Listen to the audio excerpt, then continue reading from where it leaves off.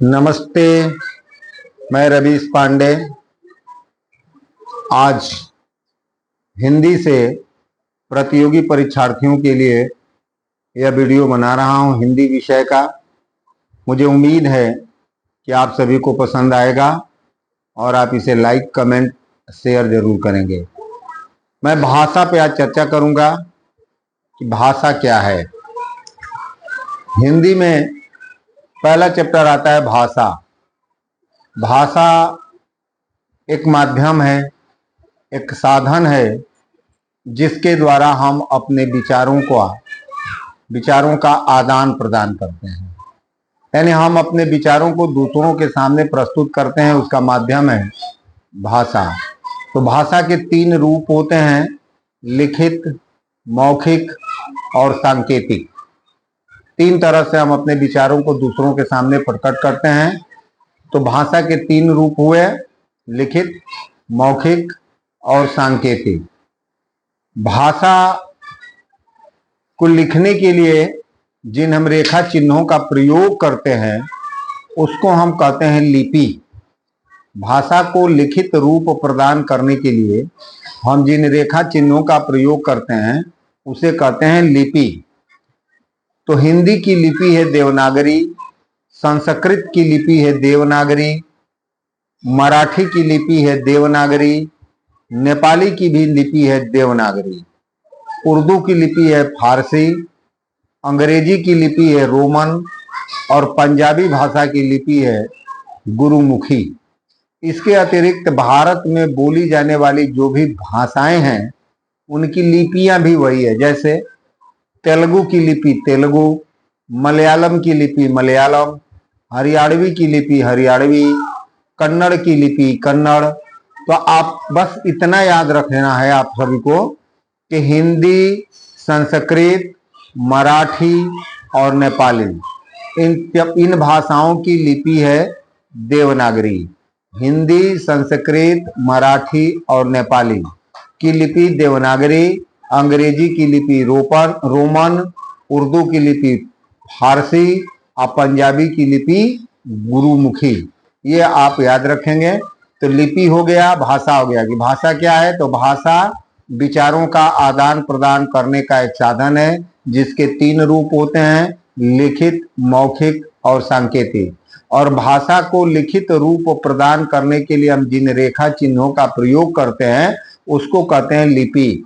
तो हिंदी, संस्कृत, मराठी और नेपाली की लिपि है देवनागरी, अंग्रेजी की लिपि है रोमन, उर्दू की लिपि है फारसी, अंग्रेजी की लिपि है रोमन और पंजाबी की लिपि है गुरुमुखी।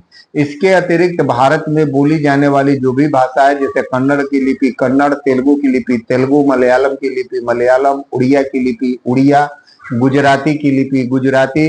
तो इसके अतिरिक्त अगर किसी भारतीय भाषा की लिपि पूछता है तो जो भाषा है वही उसकी लिपि है। अब आते हैं हम वर्ण व्यवस्था पर। वर्ण क्या है? तो मुख से निकलने वाली वह स्वतंत्र ध्वनि जिसके टुकड़े न किया जा सके उसको हम कहते हैं वर्ण। वर्णों को 2 भागों में बांटा गया है, स्वर और व्यंजन। तो स्वर हिंदी में 11 होते हैं, अ से लेकर के औ तक। इनको 3 भागों में विभक्त करते हैं, हास्व स्वर, दीर्घ स्वर और प्लुत स्वर। हास्व स्वर की संख्या अ, ई, उ और इ। 4 जो है हास्व स्वर है, अ, छोटी ई, छोटा उ और री। ये 4 हास्व स्वर हैं। अब बाकी के जो 7 बच रहे हैं वे सारे के सारे दीर्घ स्वर हैं। अब आपके दिमाग में आएगा कि प्लुत स्वर। प्लुत स्वर क्या है? तो हिंदी के जो आजकल के आचार्य हैं, हिंदी के जो विद्वान हैं, वो प्लुत को विलुप्त कर दिए हैं। प्लुत स्वर का प्रयोग प्रायः आजकल नहीं के बराबर कर रहे हैं, लेकिन बोलचाल की भाषा में प्लुत स्वरों का प्रयोग आज भी हमें देखने को मिलता है। जैसे दूर से किसी को बुलाना हो तो हम प्लुत स्वर का प्रयोग करते हैं। ओए, यानी कह सकते हैं कि हास्व स्वर क्या है, दीर्घ स्वर क्या है और प्लुत स्वर क्या है। तो वे स्वर वर्ण जिनके उच्चारण में अत्यंत कम समय लगे उनको हम हास्व स्वर कहते हैं। जैसे अ, ई, उ, री। अ, छोटी ई, छोटा उ और री, ये 4 हास्व स्वर हो गए। और इससे अधिक जिन स्वरों के उच्चारण में समय लगता है उसको हम दीर्घ स्वर कहते हैं। जैसे आ, बड़ी, बड़ा ऊ, ए, ओ, औ, ये 7 दीर्घ स्वर हो गए। अब ऐ किसी को बुलाना है तो और लंबा खींचते हैं हम, तो इसको हम कहते हैं प्लूत स्वर। तो हिंदी में स्वरों की संख्या होगी 11। स्वरों को मुख्यतः 2 भागों में बांटा गया, हास्य स्वर और दीर्घ स्वर। हास्य स्वरों की संख्या 4, दीर्घ स्वरों की संख्या 7, कुल 11 स्वर हो गए। अब आता है व्यंजन। व्यंजन किसे कहेंगे? तो वे वर्ण जो स्वरों की सहायता से उच्चारित होते हैं उनको हम व्यंजन कहते हैं। और व्यंजन के कितने भागों में बांटा गया? तो सबसे पहला होता है स्पर्श व्यंजन।